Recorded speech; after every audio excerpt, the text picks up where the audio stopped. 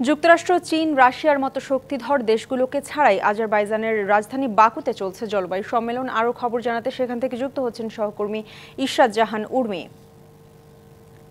উর্মি, জানাবেন আজ কি কি হলো এই সম্মেলনে, আর আজ আর কি কি অনুষ্ঠান বাকি আছে এবং কারা কারা এসছেন এই সম্মেলনে এখন পর্যন্ত, বিস্তারিত জানাবেন।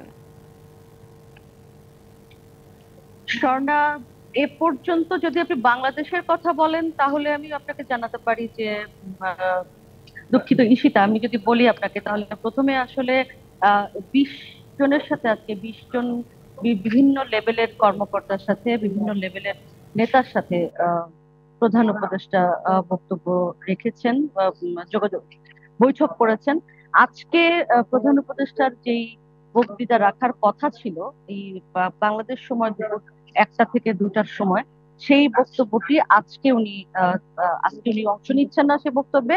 আগামীকাল বিকেল 3টায় আসলে ডক্টর মোহাম্মদ ইউনূসের সেই বক্তব্য রাখার কথা রয়েছে, অর্থাৎ আজকের দিনটি পিছিয়ে আগামীকাল তিনি বক্তব্য রাখবেন।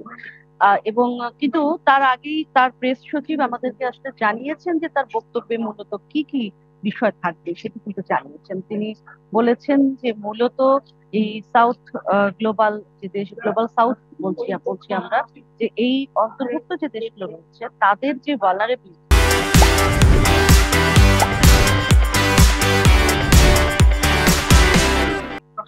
তারা যেরকম জলবায়ু ঝুঁকির মুখে পড়ছে সেটা সেই বিষয়গুলো কিন্তু তিনি তুলে ধরবেন। এবং তিনি বারবারই বলছেন যে ফাইনাল ডিক্লারেশন, অর্থাৎ যে চূড়ান্ত ঘোষণাপত্র হয় সেই ঘোষণাপত্রে যেন বাংলাদেশের যে দাবি দেওয়া সেটি যেন ঠিকঠাক মতো আসে, সেই বিষয়টি প্রধান উপদেষ্টা তুলে ধরতে চান।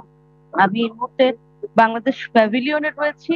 এই প্যাভিলিয়নেও প্রধান উপদেষ্টার আসবার কথা ছিল, আমরা অপেক্ষা করছি, কিন্তু শেষ পর্যন্ত তিনি আসবেন কিনা এখনো আমরা নিশ্চিত হতে পারছি না। তবে আগামীকাল তার 3টার সময় বক্তব্য দেওয়ার কথা রয়েছে, যেটি আজ থেকে পিছিয়ে কাল হয়েছে। আর একটা বিশেষ তথ্য আপনাকে আমি জানিয়ে রাখি যে কপে আসলে নানান ধরনের অনুষ্ঠান হয়। 200টি দেশ এসেছে, 200টি দেশের প্যাভিলিয়ন রয়েছে এখানে, এবং সেই সমস্ত প্যাভিলিয়নের নানান বিষয়াদি নিয়ে কিন্তু ছোট ছোট ছোট ছোট বিভিন্ন রকমের সেমিনারের মতো হচ্ছে।